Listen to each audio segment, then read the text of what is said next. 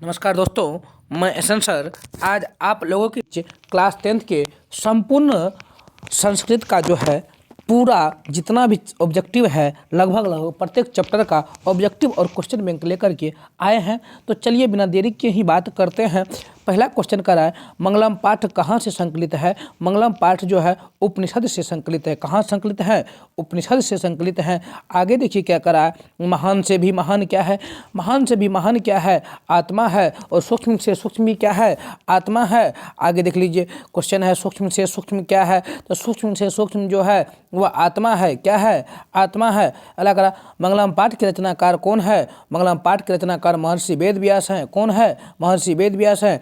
आगे देखिए उपनिषद के रचनाकार कौन है? उपनिषद के रचनाकार भी महर्षि वेद व्यास हैं। आगे देखिए क्या कह रहा है, उपनिषद किसका अंतिम भाग है? उपनिषद जो वैदिक साहित्य का अंतिम भाग है। उपनिषद किसका अंतिम भाग है? वैदिक साहित्य का अंतिम भाग है।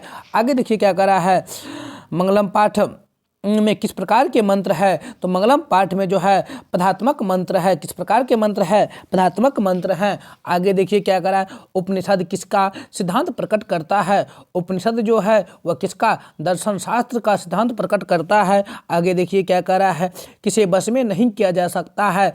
तो आत्मा को बस में नहीं किया जा सकता है। आगे देखिए क्या कह रहा है, विद्वान शोक रहित होकर किसको देखता है? विद्वान जो है शोक रहित होकर के परमात्मा को देखता है। किसको देखता है? परमात्मा को या ईश्वर को देखता है। आगे देखिए क्या कह रहा है, सत्य से किसका रास्ता प्राप्त होता है?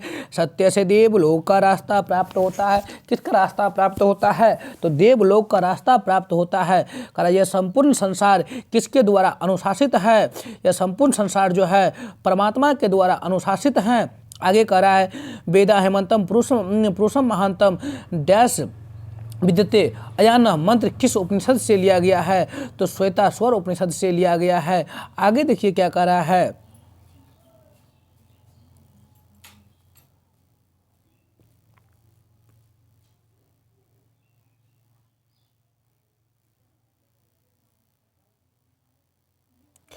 आगे कह रहा है, अनोर अर्णियान महतो महियान। देखिए अनोर अर्णियान महतो महियान आत्मन मंत्र किस उपनिषद से लिया गया है? किस उपनिषद से संग्रहित है? तो यह जो है कठोपनिषद से लिया गया है। कठोपनिषद से संग्रहित है। आगे करा, नदी नाम और रूप छोड़ करके किस में मिल जाती है? नदी नाम और रूप छोड़ करके समुद्र में मिल जाती है। किस में मिल जाती है? समुद्र में मिल जाती है। किसकी विजय नहीं होती है? तो किसकी विजय नहीं होती है? सत्य की विजय होती है। सत्य की विजय नहीं होती है।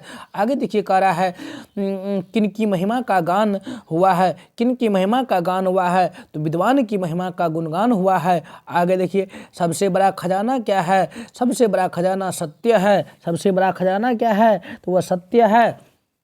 आगे देखिए, ईश्वर क्या है? ईश्वर जो है वह सत्य है। ईश्वर क्या है? ईश्वर सत्य है। आगे देखिए, ईशावास्य उपनिषद में किसके विषय में कहा गया है? ईशावास्य उपनिषद में किसके विषय में कहा गया है? तो सत्य के विषय में कहा गया है। आगे देख लीजिए कह रहा है, कठोपनिषद में किसके बारे में कहा गया है? कठोपनिषद में मोक्ष के बारे में कहा गया है। किसके बारे में कहा गया है? मोक्ष के बारे में कहा गया है। आगे देख लीजिए, श्वेताश्वर उपनिषद में किसके बारे में कहा गया है? श्वेताश्वर उपनिषद में परमात्मा के बारे में कहा गया है। आगे देख लीजिए, किसके प्रभाव से विद्वान शोक रहित हो जाता है? इंद्रियों के प्रभाव से विद्वान शोक रहित हो जाता है। आगे देखिए, सत्य के मार्ग से विद्वान कहाँ जाता है? सत्य के मार्ग से विद्वान देवलोक जाता है। कहाँ जाता है? विद्वान देवलोक जाता है। तो ऑप्शन नंबर ए होगा। आगे देख लीजिए क्या कह रहा है, कौन अपने नाम और रूप छोड़कर समुद्र में मिल जाती है? तो नदी अपने नाम और रूप छोड़ करके समुद्र में मिल जाती है। आगे देख लीजिए क्या कह रहा है, साधक किसको पार करते हैं? साधक जो है वह मृत्यु को पार करते हैं। किसको पार करते हैं? मृत्यु को पार करते हैं। आगे देख लीजिए, सत्य के लिए किसको हटा दे? सत्य के लिए किसको हटा देना चाहिए? तो सत्य के धर्म के लिए हिरण्यमेन पात्रेन को हटा दीजिए। सत्य धर्माय दृष्टे कहा जाता है, हिरण्यमेन पात्रेन सत्य साय पिहुतम मुखम तत्वम पुष्पावृणी।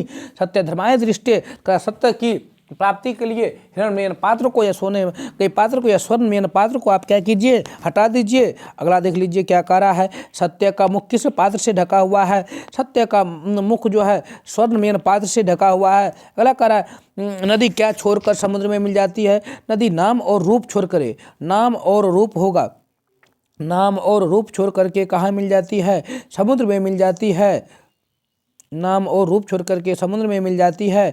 आगे देख ली क्या रहा है, प्राणियों की हृदय रूपी गुफा में कौन बंद है, प्राणियों की हृदय रूपी गुफा में आत्मा बंद है। तो चलिए आगे देखते हैं, नदी कहाँ जाकर मिलती है, नदी अपना नाम और रूप छोड़ करके कहाँ जाकर के मिलती है, नदी अपना नाम और रूप छोड़ करके समुद्र में जाकर के मिलती है। ऑप्शन नंबर बी होगी। किसकी जय होती है, तो सत्य की जय होती है। आगे देख लीजिए करा, किसका मुख सोने के पात्र से बंद है, तो सत्य का मुख जो है सोने के पात्र से बंद है, सत्य का मुख सोने के पात्र से क्या है, बंद है। अगला कह रहा है, ब्रह्मा का मुख किससे ढका हुआ है, ब्रह्मा का मुख जो है वह सोने के पात्र से ढका हुआ है। आगे देख लीजिए, विद्वान अपना नाम और रूप छोड़ करके किस में मिल जाता है, विद्वान जो है अपना नाम और रूप छोड़ करके परमात्मा के पास चल जाता है, परमात्मा में मिल जाता है। आगे देख लीजिए क्या कह रहा है, ऋषि लोग देवलोक की प्राप्ति के लिए किस मार्ग को अपनाते हैं, देवलोक की प्राप्ति के लिए जो है ऋषि लोग किस मार्ग को अपनाते हैं, तो सत्य के मार्ग को अपनाते हैं। आगे देख लीजिए क्या कह रहा है, हिरण्मयन पात्रेण सत्य धर्माय दृष्टे किस उपनिषद का मंत्र है, तो ये जो है ईशावास्य उपनिषद का मंत्र है। आगे देख लीजिए क्या कह रहा है, उपनिषद के अंतिम भाग में किसका सिद्धांत है, उपनिषद के अंतिम भाग में दर्शन शास्त्र का सिद्धांत है। आगे देख लीजिए, आदित्य का पर्यायवाची क्या है, आदित्य का पर्यायवाची सूर्य होता है।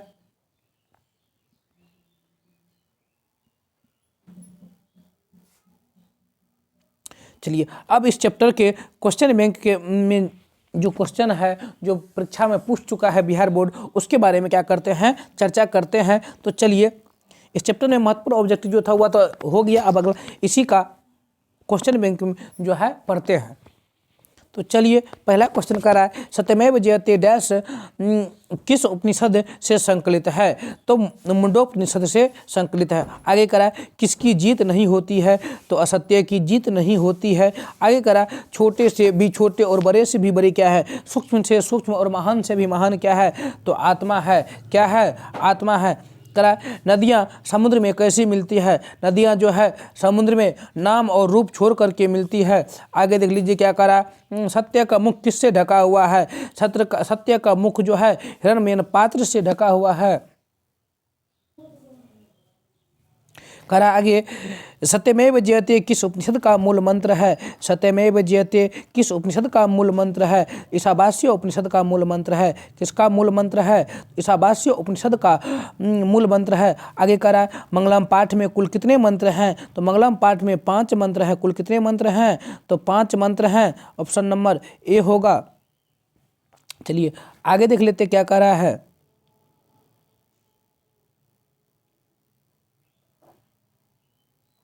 करा है, हिरण्मयन पात्र दृष्टि यह मंत्र किस उपनिषद से उदित है या लिया गया है, तो ईशावास्य उपनिषद से लिया गया है। आगे देख लीजिए, महान से भी महान क्या है, महान से भी महान क्या है, आत्मा है। आगे देख लीजिए, यह संपूर्ण संसार किसके द्वारा अनुशासित है, यह संपूर्ण संसार जो है परमात्मा के द्वारा अनुशासित है।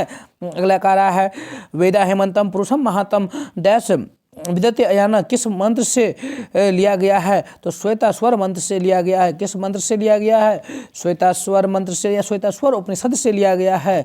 अब अगला कह रहा है, मंगलम पाठ कहाँ से, मंगलम पाठ कहाँ से संकलित है, तो मंगलम पाठ होगा कहाँ संकलित है, तो उपनिषद से संकलित है। आगे कह रहा, अनोर अर्णयान महतो महयानतम मंत्र किस उपनिषद से संकलित है, तो यह जो है कठोपनिषद से संकलित है। किससे है, कठोपनिषद से संकलित है। आगे देख लीजिए, नदियाँ नाम और रूप छोड़ करके किस में मिल जाती है, नदियाँ जो है नाम और रूप छोड़ करके समुद्र में मिल जाती है। आगे देख लीजिए कह रहा है, अनोर अर्णयान महतो महयान पदांश के रिक्त स्थान में कौन सा पद होगा?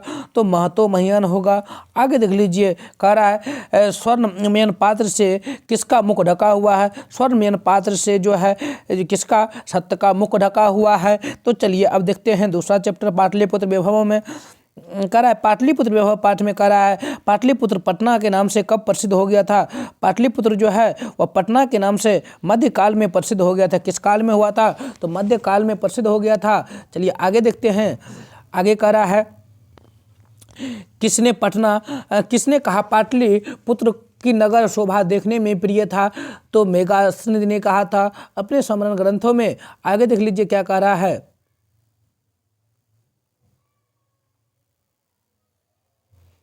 आगे देख लीजिए क्या कह रहा है। पटना का पुराना नाम क्या है? तो पटना का पुराना नाम जो है पुष्पपुर है। क्या नाम है? पुष्पपुर है। अगला देख लीजिए, कह रहा है पटना मध्यकाल में पटना लगभग कितने वर्षों तक जीर्ण शीर्ण रहा था? तो मध्यकाल में पटना जो है जीर्ण शीर्ण 1000 वर्षों तक जीर्ण शीर्ण रहा था। आगे देख लीजिए, पटना के उत्तर दिशा में कौन नदी बहती है? पटना के उत्तर दिशा में गंगा नदी बहती है। कौन नदी बहती है? गंगा नदी बहती है। अगला कह रहा है पाटलिपुत्र में कौन बार बार आए हैं? पाटलिपुत्र यहाँ दिया है लेकिन पाटलीग्राम होगा। और पाटलीग्राम में कौन बार बार आए हैं? तो पाटलीग्राम में जो है बार बार कौन आए थे? तो भगवान बुद्ध आए थे। कौन आए थे? भगवान बुद्ध आए थे। आगे देख लीजिए,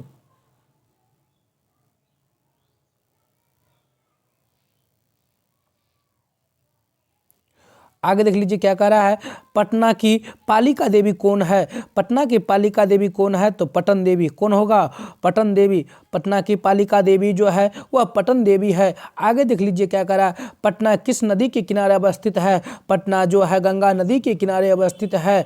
अब देख लीजिए, पटना में कौमुदी महोत्सव कब मनाया जाता है? पटना में कौमुदी महोत्सव कब मनाया जाता था? तो गुप्त वंश काल में मनाया जाता था। आगे देख लीजिए, मेघास्त्र पटना किसके समय में आया था? मेघास्त्र जो है पटना चंद्रगुप्त मौर्य के समय में आया था। आगे देख लीजिए, करा पाटल पुष्पों की पुतली का रचना के आधार पर पटना का कौन सा नाम है? तो पाटल पुष्पों की पुतली का रचना के आधार पर पटना का कौन सा नाम है? तो पाटलिपुत्र नाम है। कौन सा नाम है? तो पाटलिपुत्र नाम है। आगे देख लीजिए, कह रहा है बिहार की राजधानी कहाँ है? तो बिहार की राजधानी पटना है। आगे देखिए, कह रहा है कौमुदी महोत्सव किस अवसर पर दिखाई पड़ती है? कह रहा अभी जो वर्तमान में वैसा अवसर कब होता है जिस प्रकार का कौमुदी महोत्सव पहले होता था? तो दुर्गा पूजा में। आगे देख लीजिए, कह रहा है किस नदी पर गांधी सेतु मार्ग बना है? तो किस नदी पर? तो गंगा नदी पर गांधी सेतु मार्ग बना है। आगे देख लीजिए, योग सूत्र के रचनाकार कौन है? योग सूत्र के रचनाकार जो है पतंजलि है। कौन है? पतंजलि है। कह रहा सत्यकाल में कौन सा महोत्सव होता था? सत्यकाल में कौन सा महोत्सव होता था? तो कौमुदी महोत्सव होता था। आगे देख लीजिए, कह रहा कौमुदी महोत्सव किस वंश में प्रचलित था? कौमुदी महोत्सव गुप्त वंश में प्रचलित था। आगे देख लीजिए, व्याकरण के रचनाकार कौन है? व्याकरण के रचनाकार पाणिनि है। कौन है? पाणिनि है। पटन देवी कहाँ अवस्थित है? पटन देवी पटना में अवस्थित है। कहाँ अवस्थित है? पटना अवस्थित है। एशिया महादेश का लंबा पुल कहाँ है? एशिया महादेश का सबसे लंबा पुल जो है पटना में है। महात्मा गांधी सेतु पुल है। आगे देख लीजिए, गोलघर कहाँ है? गोलघर जो है पटना में है। गोलघर क्यों बनाया गया था? तो अनाज रखने के लिए बनाया गया था। गुरु गोविंद सिंह का जन्म कहाँ हुआ था? गुरु गोविंद सिंह का जन्म पटना में हुआ था। आगे देख लीजिए, कह रहा है मुगल काल में किसका उद्धार हुआ था? तो मुगल काल में पाटलिपुत्र का उद्धार हुआ था।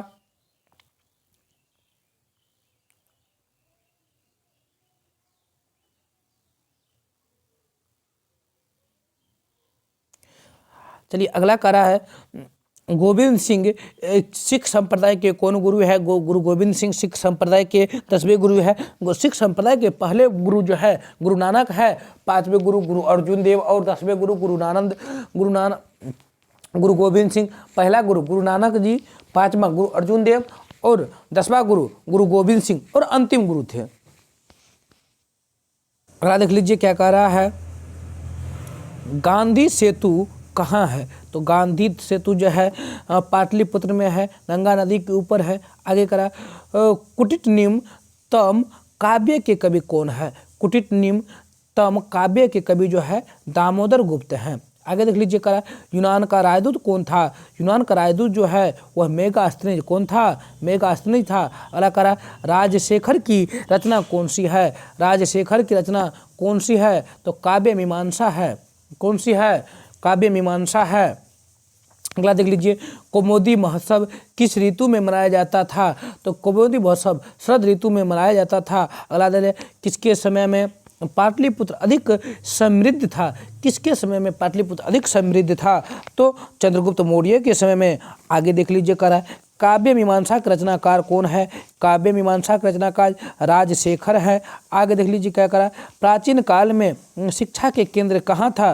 प्राचीन काल में शिक्षा का केंद्र जो है पाटलिपुत्र था। कहाँ था, पाटलिपुत्र था। आगे कह रहा है किस काल का शासन उत्कर्षक काल माना जाता है। किसका काल जो है शासन काल जो है उत्कर्षक काल माना जाता है, तो चंद्रगुप्त मौर्य का काल माना जाता है। अब कह रहा है दामोदर गुप्त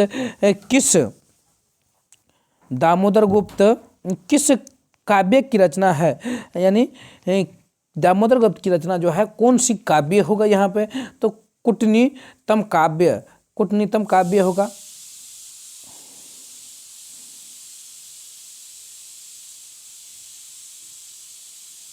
करा विद्वानों ने पृथ्वी का तिलक किसे कहा है। विद्वानों ने पृथ्वी का तिलक जो है वह पाटलिपुत्र को कहा है। किसको कहा है, पाटलिपुत्र को कहा है। करा इंद्रलोक किस नगर को कहा गया है। इंद्रलोक जो है वह पाटलिपुत्र को कहा गया है। स्वर्ग से भी सुंदर कौन सा स्थान है, स्वर्ग से भी सुंदर पाटलिपुत्र है। आगे देख लीजिए गौतम बुद्ध के समय में पटना का क्या नाम था। गौतम बुद्ध के समय में पटना का नाम जो पाटलिग्राम था। ऑप्शन नंबर सी होगा पाटलिग्राम।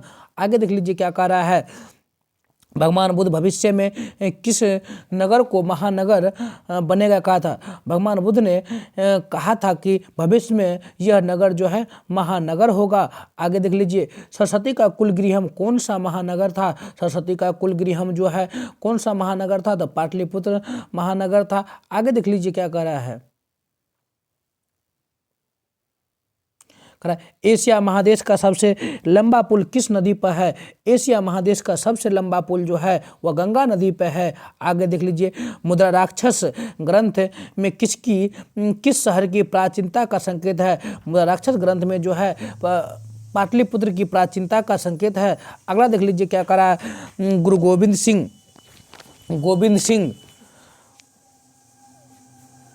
गोविंद सिंह का जन्म स्थान किस नाम से प्रसिद्ध है। गोविंद सिंह का जन्म स्थान जो है गुरुद्वारा के नाम से प्रसिद्ध है। आगे देख लीजिए करा है किसके काल में पाटलिपुत्र की रक्षा व्यवस्था उत्कृष्ट था। करा किसके काल में पाटलिपुत्र की रक्षा व्यवस्था उत्कृष्ट था, तो चंद्रगुप्त मौर्य के काल में। आगे देख लीजिए क्या करा है सिखों के 10वें गुरु कौन थे। सिखों के जो 10वें गुरु थे वो कौन थे, गुरु गोविंद सिंह थे। आगे देखिए क्या कह रहा है पाटलिपुत्र किस प्रांत की राजधानी है। पाटलिपुत्र जो है बिहार की राजधानी है। आगे देख लीजिए क्या कह रहा है पाटलिपुत्र विभम पाठ में किस शहर का वर्णन है। पाटलिपुत्र विभम जो पाठ है उसमें पटना का शहर का क्या है वर्णन है। करा पटना का इतिहास कितना वर्ष पुराना है, तो पटना का इतिहास 2500 वर्ष पुराना है। आगे देख लीजिए करा पटना शब्द किस शब्द से बना है। पटना शब्द जो है पतन शब्द से बना है। ऑप्शन नंबर सी होगा।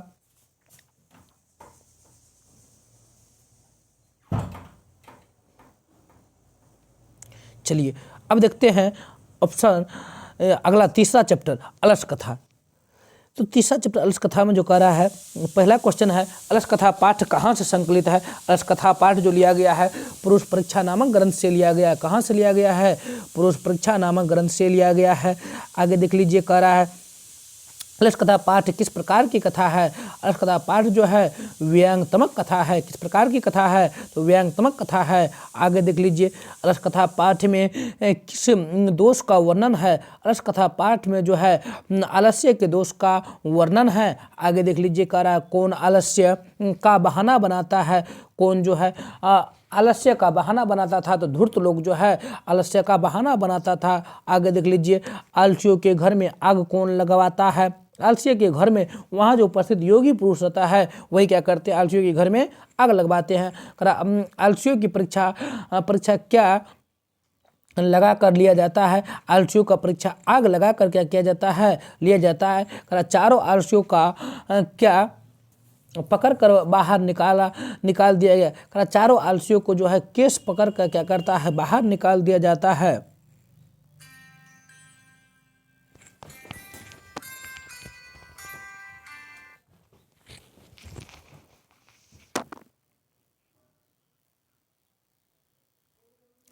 अगला देख लीजिए, आलसियों का रक्षक कौन होता है। आलसियों का रक्षक जो होता है योगी पुरुष या दयावान पुरुष होता है। चारों आलसियों को कैसे बाहर किया गया, चारों आलसियों को केस पकड़ करके बाहर किया गया। आगे देख लीजिए, अलस कथा अंतर्गत मिथिला के मंत्री कौन थे। अलस कथा अंतर्गत मिथिला के मंत्री वीरेश्वर थे। आगे देख लीजिए क्या कह रहा है, आग अलस सला में आग क्यों लगाई गई। अलस सला में आग जो है क्यों लगाई गई थी, तो आलसियों की परीक्षा लेने के लिए क्यों लगाई गई थी। आलसियों की परीक्षा लेने के लिए। अल्लाह सलाह में आग लगने पर भी कितने लोग नहीं भागे। अल्लाह सलाह पे आग लगने पर 4 लोग नहीं भागे थे। अगला देख लीजिए क्या कह रहा है, घर में लगी आग को देखकर कौन लोग पलायमान हो गए। घर में लगा आग को देख करके कौन लोग वहाँ से चले गए, तो धूर्त लोग वहाँ से भाग गए। आगे देख लीजिए, अरे हल्ला कैसा है किसने बोला। अरे यह हल्ला कैसा है यह किसने बोला। देख लीजिए, पहला आलसी ने कहा यह जो है शोरगुल के है, तो दूसरा क्या बोलता है, जो अरे दूसरा कहता है लगता है हमारे घर में आग लग गया। तो तीसरा कहता है कोई ऐसे धार्मिक व्यक्ति नहीं है जो भींगे हुए वस्त्र या चटाई डाल दे। तो तीसरा कहता है, चौथा कहता अरे वाह लो इतना क्यों बोलते हैं, चुपचाप सो क्यों नहीं। तो पहला आलसी ने कहा यह हल्ला कैसा है, शोरगुल कैसा है। ऑप्शन नंबर ए होगा।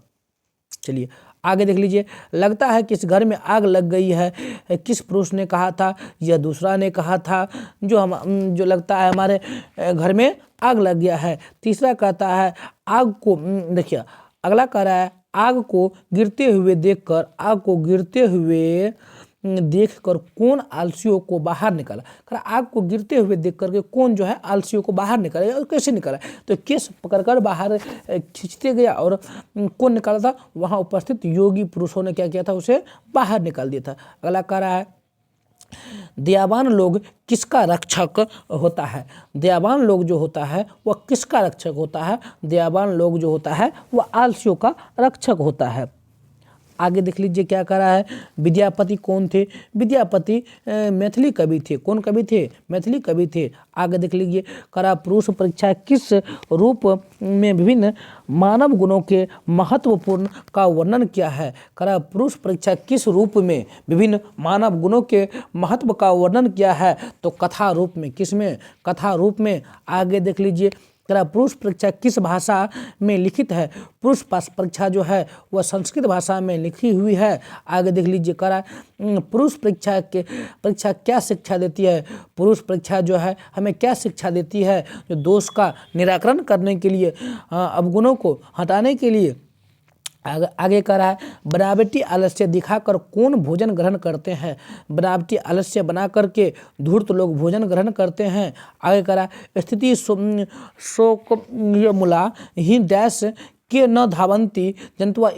यह उक्ति किस पाठ की है, तो यह उक्ति जो है अलस कथा पाठ की है। आगे कह रहा है वीरेश्वर कौन था। वीरेश्वर जो है मिथिला का मंत्री था। वीरेश्वर कौन था, मिथिला का मंत्री था।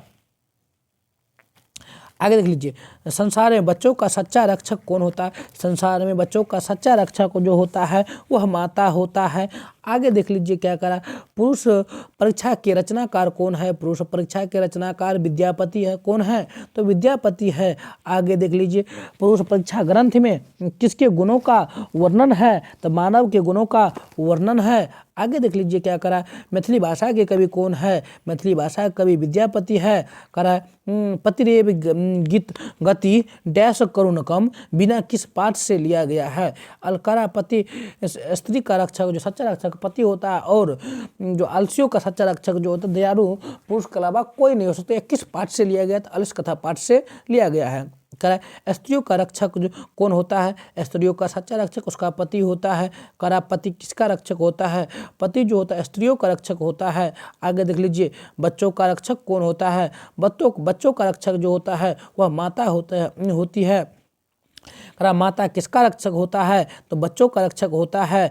आगे देख लीजिए करा वीरेश्वर अनाथों को क्या देता है, वीरेश्वर जो अनाथों को भोजन देता है, क्या देता है, भोजन देता है। करा कौन परिश्रम नहीं करना चाहता है, कौन परिश्रम नहीं करना चाहते हैं, आलसी पुरुष परिश्रम नहीं करना चाहते हैं। करा निर्गति नाम च डैश विहायाम श्लोक किस पाठ से संकलित है, तो यह पाठ जो है अलस कथा से संकलित है। करा भूखा रहना कौन पसंद करता है, भूखा रहना आलसी पसंद करता है। आगे देख लीजिए स्थिति शोक मरियमुला डैश धावंती जंतुआ कहाँ से संकलित है, पुरुष परीक्षा नाम से संकलित है। आगे देख लीजिए करा सारे सुखों का मूल क्या है, सारे सुखों का मूल क्या है, संगठन है। आगे देख लीजिए आग को देखकर कौन भाग गए, आग को देख कर के धूर्त लोग क्या करते हैं, भाग गए वहाँ से। कौन भाग गए थे, धूर्त लोग भाग गए थे। आग को देख कर के धूर्त लोग भाग गए थे। आगे देख लीजिए घर में आग लगने पर कौन नहीं भागा, घर में आग लगने पर आलसी लोग नहीं भागा। अब करा कोई धार्मिक पुरुष नहीं है ऐसा किस पुरुष ने कहा, तीसरा पुरुष ने कहता है, तीसरा आलसी ने कहता है कोई धार्मिक व्यक्ति नहीं है जो हमारे ऊपर भींगे हुए वस्त्र या चटाई डाल दे।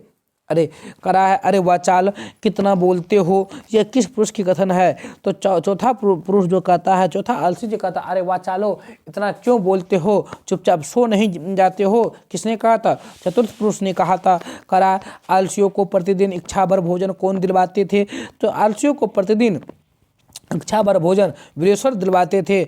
आगे देख लीजिए क्या कह रहा है, तुसीम कथम न तिष्ठति किसने कहा था। करा है जो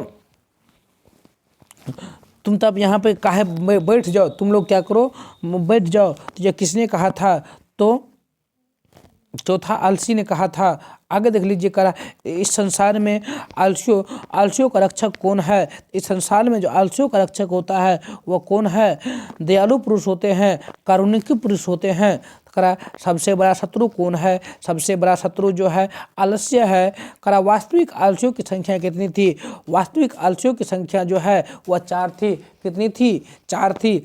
करा अलस कथा पाठ के रचिता कौन है, अलस कथा पाठ के रचिता विद्यापति है। कौन है, विद्यापति है। आगे देख लीजिए करा नीतिकार आलस्य को क्या मानते हैं, नीतिकार जो है आलस्य को क्या मानते हैं, तो नीतिकार आलस्य को शत्रु मानते हैं। क्या मानते हैं, शत्रु मानते हैं। करा वीरेश्वर कौन था, वीरेश्वर दानशील एवं दयालु व्यक्ति थे और मिथिला के मंत्री थे। उसका स्वभाव कैसा था, दानशील एवं दयालु। करा पतिरेव गति डैश बालका नाम जननी गति, रिक्त स्थान में कौन सा पद होगा, तो स्त्री नाम होगा। कौन सा होगा, स्त्री नाम होगा। करा अलस कथा पाठ में आग किसने लगाई थी, अलस कथा पाठ में आग जो है अलसला के कर्मचारियों ने लगाई थी, जो आलसियों का परीक्षा लेने के लिए, क्योंकि जो आलसी नहीं था वह भी वहाँ क्या कर रहा था, अन्न और भोजन ग्रहण कर रहा था। चलिए आगे देख लीजिए करा को अपि तथा धार्मिक नास्तिक कट्टे अस्मिन प्राविनोति किसने कहा था। करा कोई ऐसा धार्मिक व्यक्ति नहीं है जो हमारे ऊपर भींगे हुए वस्त्र या चटाई डाल दे, यह उक्ति जो है किसकी है, किसने कहा था, तो तीसरा आलसी ने कहा था। अगला करा आलसला में आग कब लगाई गई, अलसला में आग जब लगाया गया कि सभी आलसी जब वहाँ क्या कर रहे थे, सो रहे थे, तब वहाँ पे क्या किया गया, आग लगाया गया। चलिए आगे देख लेते हैं क्या कहा जा रहा है क्वेश्चन बैंक में, तीसरा चैप्टर का। करा पतिरेव गति बाल का नाम जननी गति, रिक्त स्थान में कौन सा स्त्री नाम होगा। करा को अपि तथा धार्मिक नास्तिक डैश कटेव वार अस्मन प्रद्यनोति किसने कहा था। कोई ऐसे व्यक्ति नहीं है जो हमारे ऊपर भीगे हुए वस्त्र चटाई डाल दे, अभी बताए थे, जस्ट ही बताए थे, किसने कहा था, तो तीसरा आलसी ने कहा था। आगे देख लीजिए क्या करा, अलसला में आग किसने लगाई थी, अलसला में आग जो है किसने लगाई थी, अलसला के कर्मचारियों ने लगाए थे। ऑप्शन नंबर सी होगा। करा अलस कथा पाठ में ओहो कथायाम कोलाहल किसकी उक्ति है। करा अलस कथा पाठ में ओहम कथयम कोलाहल किसकी उक्ति है, तो पहला आलसी की। किसकी है, तो तो पहला आलसी के। आगे देख लीजिए कह रहा है मैथिली भाषा के कवि कौन है? मैथिली भाषा के कवि जो है विद्यापति हैं। आगे देख लीजिए क्या कह रहा है, अलसला में आग कब लगाई? अलसला में आग कब लगाए गए थे? जब सब आलसी क्या कर रहे थे? सो रहे थे। अलस कथा पाठ के रचनाकार कौन है? अलस कथा पाठ के रचनाकार विद्यापति हैं। करा नीतिकार आलस्य को क्या मानते हैं? नीतिकार आलस्य को शत्रु मानते हैं। आगे देख लीजिए करा वीरेश्वर कैसा था? वीरेश्वर दानशील एवं दयालु था। करा वास्तविक आलसी की संख्या कितनी थी? तो वास्तविक आलसियों की संख्या 4 थी। करा सबसे बड़ा शत्रु कौन है? तो सबसे बड़ा शत्रु आलस्य है। आगे देख लीजिए करा चारों आलसियों को कैसे बाहर किया गया था? चारों आलसियों को केस पकड़ करके खींचते हुए बाहर किया गया था। आगे देख लीजिए कह रहा है घर में लगी आग को देखकर कौन लोग पलायमान हो गए? घर में लगी आग को देख कर के कौन लोग यहाँ से भाग गए? तो धूर्त लोग क्या हो गए? वहाँ से निकल गए, भाग गए। अलस कथा अंतर्गत मिथिला में कौन मंत्री थे? अलस कथा के अंतर्गत जो है मिथिला में कौन मंत्री थे? तो वीरेश्वर थे। आगे करा बनावटी आलस्य दिखाकर कौन भोजन करते हैं? बनावटी आलस को दिखाकर के कौन भोजन करते हैं? तो धूर्त लोग भोजन करते थे। स्थिति शोक्रिय मूला ही डैश के न धावंत जंतवा, यह उक्ति किसकी है? यह उक्ति किस पाठ की है? तो अलस कथा पाठ की है। आगे देख लीजिए क्या कह रहा है, अलस सला में आग क्यों लगाई गई? अलस सला में आग क्यों लगाई गई थी? अलस सला में आग जो है आलसियों की परीक्षा लेने के लिए लगाई गई थी। आगे कह रहा है अलस सला में आग लगने पर कितने लोग नहीं भागे? अलस सला में आग लगने पर कितने लोग नहीं भागे थे? अलस सला में आग लगने पर 4 लोग क्या किए थे? नहीं भागे थे। संसार में बच्चों का रक्षक कौन होता है? संसार में जो है बच्चों का सच्चा रक्षक जो कौन होता है? तो माता होती है। आगे कह रहा है अलस कथा पाठ किस ग्रंथ से संकलित है? अलस कथा पाठ जो है वह किस ग्रंथ से संकलित है? तो पुरुष परीक्षा नामक ग्रंथ से क्या है? संकलित है। आगे देख लीजिए क्या कह रहा है, अलस कथा कैसी कथा है? अलस कथा जो है व्यंग्यात्मक कथा है। कैसी कथा है? व्यंग्यात्मक कथा है। आगे देख लीजिए क्या कह रहा है, मिथिला में वीरेश्वर कौन थे? मिथिला में जो है वीरेश्वर कौन थे? तो वह मंत्री थे। मिथिला में वीरेश्वर कौन थे? तो मंत्री थे। तर्कयते यद अस्मिन् गृहे अग्नि आलस्य अस्तिम, किस आलस्य की उक्ति है? कह रहा है लगता है हमारे घर में क्या लग गया है? आग लग गया है। यह किस आलस्य की उक्ति है? तो दूसरे आलसी की। चलिए अब चौथा चैप्टर देख लीजिए क्या कह रहा है। चौथा चैप्टर में कह रहा है संस्कृत साहित्य लेखिका। तो कह रहा आधुनिक काल की संस्कृत कवित्री कौन है? आधुनिक काल की जो संस्कृत कवित्री है वह पंडिता छमाराव है। कौन है? तो पंडिता छमाराव है। वर्तमान काल की संस्कृत लेखिका कौन है? वर्तमान काल की संस्कृत लेखिका मिथिलेश कुमारी मिश्र हैं। कौन है? मिथिलेश कुमारी मिश्र हैं। आगे देख लीजिए संस्कृत साहित्य लेखिका किस प्रकार का पाठ है? संस्कृत साहित्य लेखिका जो निबंध है, कैसा पाठ है? तो निबंध है। आगे देख लीजिए करा अथर्ववेद में कितने ऋषिकाए पत्नी का वर्णन है? अथर्ववेद में जो है 5 ऋषिकाए पत्नी का क्या है? वर्णन है। लौकिक संस्कृत साहित्य में कितने कवित्रियों का वर्णन है? लौकिक संस्कृत साहित्य में 40 कवित्रियों का क्या है? वर्णन है। लौकिक संस्कृत साहित्य में कवित्रियों के कितने पद मिलते हैं? लौकिक साहित्य में कवित्रियों के कितने पद मिलते हैं? तो 150 पद मिलते हैं। आगे देख लीजिए विजयंका का काल किस शताब्दी में मनाया गया है? विजयंका का काल जो है 8वीं शताब्दी में मनाया गया है। आगे देख लीजिए पंडिता छमाराव द्वारा रचित सत्याग्रह गीता किसके दर्शन द्वारा प्रभावित हो गया? तो कह रहा है महात्मा गांधी के दर्शन द्वारा क्या हो गया था? दर्शन के से प्रभावित हो गया था। चलिए आगे देख लीजिए क्या कह रहा है। पंडिता छमाराव के पिता कौन थे? पंडिता छमाराव के पिता पंडित शंकर पांडुरंग थे। आगे करा छमाराव ने किसकी रचना की? तो छमाराव जो है शंकर चरितम की रचना की। किसकी की थी? शंकर चरितम की रचना की थी। याज्ञवल्क्य की पत्नी कौन थी? याज्ञवल्क्य की पत्नी मैत्री थी। कौन थी? मैत्री थी। अगला करा याज्ञवल्क्य ने आत्म तत्व की शिक्षा किसको दी थी? याज्ञवल्क्य ने आत्म तत्व की शिक्षा मैत्री को दी थी। किसको दी थी? मैत्री को दी थी। आगे करा याज्ञवल्क्य ने किसको शिक्षा देते हैं? तो याज्ञवल्क्य जो है अपनी पत्नी को और किस चीज की शिक्षा देती थी, तो आत्म तत्व की शिक्षा देते थे। करा चालुक्य वंश के राजा कौन थे? चालुक्य वंश के राजा जो थे चंद्र आदित्य थे। कौन थे? चंद्र आदित्य थे। आगे देख लीजिए क्या करा, चंद्र आदित्य की रानी कौन थी? चंद्र आदित्य की रानी जो थी विजय भट्टारिका थी। कौन थी? विजय भट्टारिका थी। आगे देख लीजिए क्या करा है, विजयनगर का राजा किस भाषा का संरक्षण का प्रयास किया था? विजयनगर के राजा था वह किस भाषा के संरक्षण का प्रयास किया था? तो संस्कृत भाषा का। आगे देख लीजिए क्या कर रहा है, मधुरा विजयम महाकाव्य की रचनाकार कौन है? मधुरा विजयम महाकाव्य की रचनाकार कौन है? तो गंगा देवी है। कौन है? गंगा देवी है। आगे देख लीजिए क्या कर रहा है, गंगा देवी के पति कौन थे? गंगा देवी के पति जो थे कंपन राय थे। कौन थे? कंपन राय थे। आगे देख लीजिए कंपन राय की पत्नी कौन थी? कंपन राय की पत्नी गंगा देवी थी। आगे देख लीजिए करा, अच्युत राय की पत्नी कौन थी? तिरुमलांबा थी। अच्युत राय की पत्नी कौन थी? तिरुमलांबा थी। कौन थी? तिरुमलांबा थी।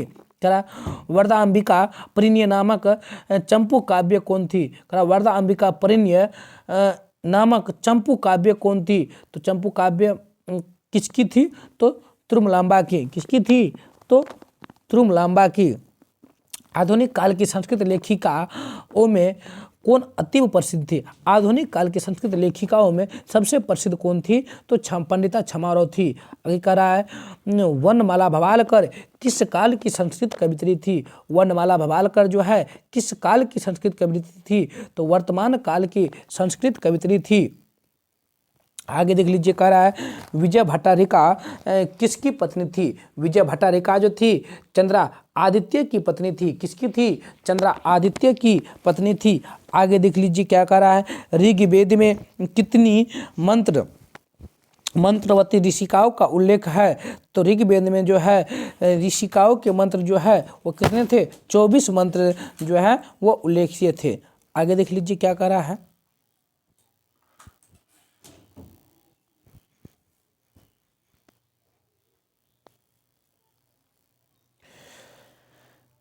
करा महाभारत में किस लेखिका का उल्लेख मिलता है? महाभारत में जो है किसका? सुलभा का उल्लेख मिलता है। आगे देख लीजिए गंगा देवी का समय क्या है? तो गंगा देवी का समय जो है वह 14वीं सदी भी है। कौन सदी है? 14वीं सदी है। आगे देख लीजिए समाज की गाड़ी किससे चलती है? समाज की गाड़ी नारी और पुरुष दोनों के सहयोग से चलती है। किस से? नारी और पुरुष दोनों के सहयोग से चलती है। करा सभी भाषाओं के साहित्य में कौन तत्पर है? सभी भाषा के साहित्यों में कौन तत्पर है? तो स्त्रियां जो है सभी भाषाओं के साहित्य में क्या है? वह तत्पर हैं। आगे देख लीजिए करा मैत्रेय किनकी पत्नी थी? मैत्रेय जो थी याज्ञवल्क्य की पत्नी थी। किसकी थी? याज्ञवल्क्य की पत्नी थी। करा विजयंका किस वर्ण की थी? विजयंका जो थी वह श्याम वर्ण की थी। किस वर्ण की थी? श्याम वर्ण की थी। आगे करा नीलो उत्पलम दल श्यामा किसे कहा गया था? कर नीलो उत्पलम दल श्यामा जो है किसको कहा गया था? विजयंका को कहा गया था। किसको कहा गया था? विजयंका। करा नीलो उत्पलम दल श्यामा डैश सरस्वती श्लोक कहाँ से लिया गया है? वो कहाँ से लिया गया था? तो संस्कृत साहित्य लेखिका से लिया गया था। करा लौकिक संस्कृत की प्रथम कवित्री कौन थी? करा लौकिक संस्कृत की प्रथम कवित्री कौन थी? तो विजयंका थी। कौन थी? विजयंका थी। श्याम वर्ण कौन थी? श्याम वर्ण जो थी वह कौन थी? विजयंका थी। श्याम वर्ण कौन थी? विजयंका थी। कर आगे दंडी निश्चल शुक्ला किसे कहा गया है? दंडी निश्चल शुक्ला किसे कहा है? दंडी जो है सब शुक्ला किसे कहा है? तो विजयंका को। किसे कहा है? विजयंका को। आगे करा आत्मतत्व की शिक्षा किसे देते हैं? आत्मतत्व की शिक्षा जो है मैत्रेय को देते हैं उनके पति। कर दार्शनिक रूप में कौन वर्णित है? दार्शनिक रूप में मैत्रेय वर्णी है। कौन वर्णित है? मैत्रेय। गागरी किनके सभा में विदुषी थे? गागरी जो है जनक के सभा में विदुषी थे। आगे देख लीजिए कह रहा है गंगा देवी किस महाकाव्य की रचना की थी? गंगा देवी जो है किस महाकाव्य की रचना की थी? तो मधुरा विजयम की रचना की थी। आगे देख लीजिए अच्युत राय कहाँ के राजा थे? अच्युत राय जो है वह विजयनगर के राजा थे। कहाँ के राजा थे? विजयनगर के राजा थे। आगे करा अच्युत राय का काल क्या था? अच्युत राय का काल क्या था, क्या है? तो अच्युत राय का काल जो है षोडश शतक यानी 16वीं सदी है। आगे देख लीजिए करा ऋग्वेद में कितनी महिला ऋषिकाओं का वर्णन है। ऋग्वेद में जो है वह 24 महिला ऋषिकाओं का क्या है, वर्णन है। आगे देख लीजिए करा शंकर चेतम के रचनाकार कौन है, शंकर चरितम के रचनाकार जो है वह कौन है, पंडिता छमाराव हैं। आगे देख लीजिए कह रहा है सर्व शुक्ला सरस्वती किसकी उक्ति है, सर्व शुक्ला सरस्वती किसने कहा था, तो दांडी ने कहा था। किसने कहा था, दांडी ने कहा था। जनक के सभा में शास्त्र अर्थम कुशला कौन थी, करा दांडी के जनक के सभा में जो है शास्त्र में कुशल महिला जो थी वो कौन थी, गार्गी थी। कौन थी, गार्गी थी। कर दक्षिण भारत संस्कृत लेखिका कौन है, कर दक्षिण भारत की संस्कृत लेखिका कौन है, दक्षिण भारत की संस्कृत लेखिका कौन कौन है, शीला भट्टारिका है, देवकुमारिका है, रामा भद्राम्बा है और इसमें से सभी होगा। चलिए आगे कह रहा है लौकिक संस्कृत साहित्य में लगभग कितनी कवित्रियों के पद मिलते हैं। कह रहा लौकिक संस्कृत साहित्य में लगभग कितने कवित्रियों के पद मिलते हैं, 40 कवित्रियों के क्या कहते हैं, पद मिलते हैं। कितने पद मिलते हैं, 40 कवित्रियों के 150 पद मिलते हैं। 40 कवित्रियों कितने मिलते हैं, 150 पद मिलते हैं। तो चलिए अब 5वां चैप्टर में देख लेते हैं क्या कह रहा है। भारत महिमा पाठ का द्वितीय श्लोक किस पुराण से संकलित है। भारत महिमा पाठ का जो है द्वितीय श्लोक जो है वह भागवत पुराण से जो है क्या है, संकलित है। आगे देख लीजिए कह रहा भारत भूमि पर जन्म लेने वाले को किससे तुलना की जाती है, की गई है। भारत भूमि पर जन्म लेने वाले की का तुलना जो है वह किससे, देवता से की गई है। किससे की गई है, तो देवता से किया गया है। कह रहा भारत भूमि का गान कौन करता है, भारत भूमि का गान देवता लोग करते हैं। कर आगे भारत महिमा पाठ के रचनाकार कौन है, भारत महिमा पाठ के रचनाकार महर्षि वेद व्यास हैं। कौन है, महर्षि वेद व्यास है। करा भारत भूमि किससे सेवित है, भारत भूमि जो है सागर पर्वत और झरना निर्जर आदि बहुत सारी चीज़ से क्या है वह सुशोभित है। आगे देख लीजिए करा भारत की महिमा कहाँ गाई जाती है, भारत की महिमा सर्वत्र गाई जाती है, सभी जगह गाई जाती है। भारत के उत्तर में कौन प्रहरी की तरह विराजमान है, भारत के उत्तर में प्रहरी की तरह हिमालय क्या है, विराजमान है। ऑप्शन नंबर बी होगा। आगे देख लीजिए कह रहा है भारत महिमा पाठ के प्रथम श्लोक किस पुराण से लिया गया है, प्रथम श्लोक जो है वह विष्णु पुराण से लिया गया है। हम लोगों के लिए सदा कौन पूजनीय है, हम लोगों के लिए सदा भारत क्या है वह पूजनीय है। हम लोगों के लिए सदा कौन पूजनीय है, भारत पूजनीय है। देवतागण क्या गाते हैं, देवतागण गीत गाते हैं। देवतागण क्या गाते हैं, गीत गाते हैं।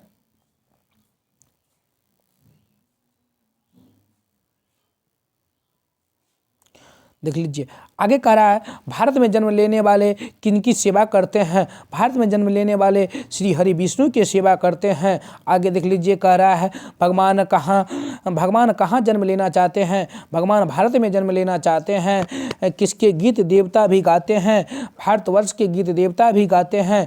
आगे देख लीजिए गायंती देवा पुरुषा श्रुत्वा किस पाठ से लिया गया है, भारत महिमा पाठ से लिया गया है। आगे देख लीजिए मोक्ष प्रदान करने वाली भूमि कौन है, मोक्ष प्रदान करने वाली भूमि भारत है। आगे देख लीजिए ओह अमीशाम स्पृहाहीन किस पुराण से लिया गया है, वह भागवत पुराण से लिया गया है। आगे देख लीजिए पुराण के रचनाकार कौन है, पुराण के रचनाकार महर्षि वेद व्यास है। कुल पुराण 18 है, 18 पुराण है। कितने पुराण हैं, 18 पुराण है। करा हम सबों को का कर्तव्य क्या है, हम सबों का कर्तव्य जो है राष्ट्रभक्ति है।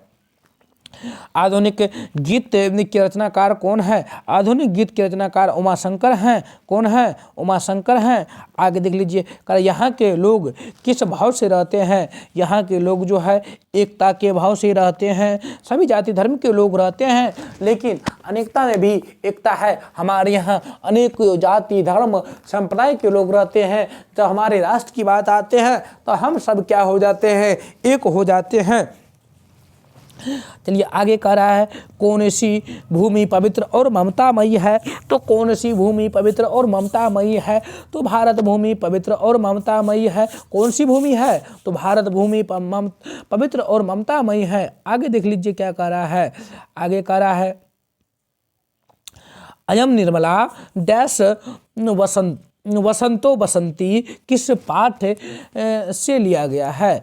कह रहा है तो भारत महिमा पाठ से लिया गया है। किस पाठ से लिया गया है? तो भारत महिमा पाठ से लिया गया है। किस पाठ से? तो भारत महिमा पाठ से लिया गया है।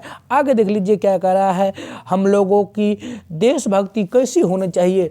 तो हम लोगों की देशभक्ति आदर्श होनी चाहिए। कैसी होनी चाहिए? आदर्श होनी चाहिए। आगे देख लीजिए कह रहा है कितने पुराण है? पुराणों की कुल संख्या 18 है। कितनी है? 18 है, जो कि हम अभी आप लोगों को बताए थे।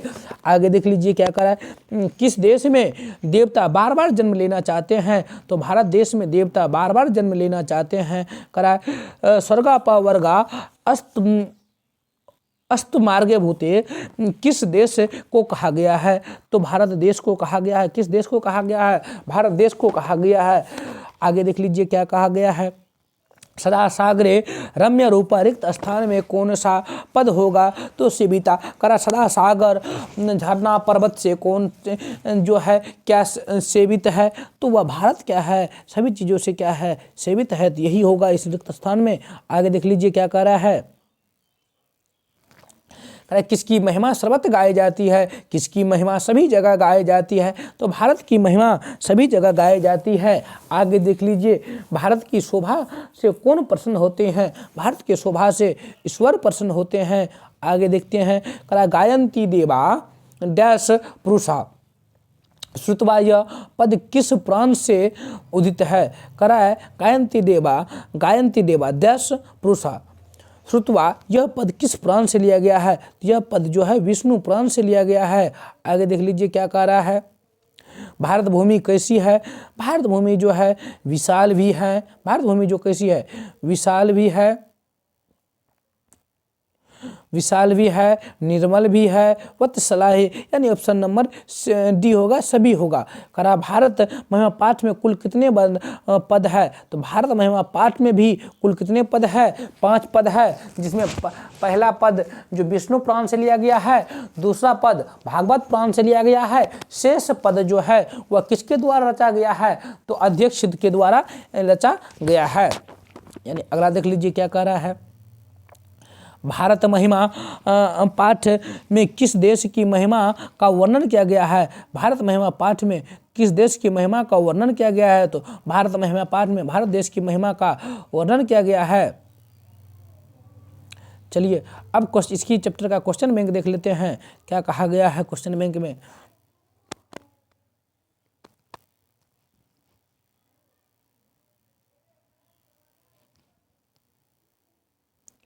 कह रहा है भारत महिमा पाठ प्रथम पद किस, भारत महिमा पाठ का प्रथम पद किस पुराण से संकलित है? तो प्रथम पद विष्णु पुराण से संकलित है। दूसरा है भारत महिमा पाठ में किस देश की महिमा का वर्णन किया गया? भारत महिमा पाठ में जो है भारत देश की महिमा का वर्णन किया गया है। आगे देख लीजिए भारत महिमा पाठ में कुल कितने पद है? भारत महिमा पाठ में कुल 5 पद है। आगे देख लीजिए कह रहा भारत महिमा किससे सदा सेवित है? भारत महिमा जो है पाठ किससे, भारत किससे सदा सेवित है? तो भारत जो है नदियों से भी सेवित है, पर्वतों से, झरनों से। ऑप्शन नंबर डी इनमें से सभी होगा। Option number D. भवंती डैश पुरुषा श्रुत्वा रिक्त स्थान की पूर्ति के, तो क्या होगा? भूय भवंती भूय पुरुषा श्रुत्वा रिक्त स्थान में पूर्ति करते क्या होगा? भूय होगा। करा अहो अमीशाम किमकारी डैश अस्पृहानी, यह पद किस पुराण से लिया गया? यह पद जो है भागवत पुराण से लिया गया है। करा विभिन्न जाति और धर्म के लोग भारत में कैसे रहते हैं? एकता के साथ, एक तत्व भाव से, एकता के भाव से रहते हैं। आगे देख लीजिए करा किसकी महिमा सर्वत्र गाई जाती है? तो किसकी महिमा सर्वत्र गाई जाती है? तो भारत की महिमा सर्वत्र गाई जाती है। आगे देख लीजिए करा भारत की शोभा से कौन प्रसन्न होते हैं? भारत की शोभा से ईश्वर प्रसन्न होते हैं। कौन होते हैं? ईश्वर प्रसन्न होते हैं। भारत भूमि कैसी है? भारत भूमि कैसी है?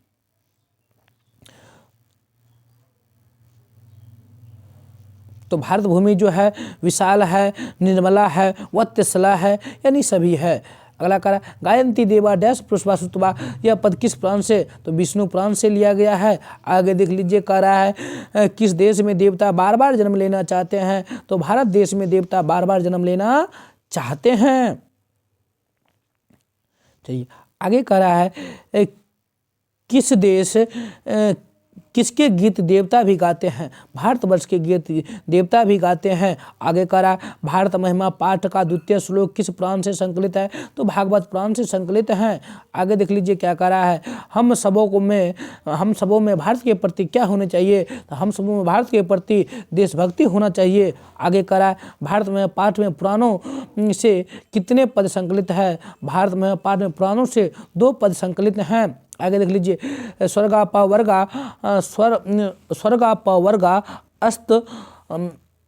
अस्पद मार्गा भूत देश कौन सा देश है? तो वह देश कौन सा है? तो वह भारत देश है। यहाँ जन्म लेने वाले मनुष्य स्वर्ग और मोक्ष को क्या करते हैं? प्राप्त करते हैं। यह जो है देश कौन सा देश है? यह देश क्या है? भारत देश है। यह देश भारत देश है।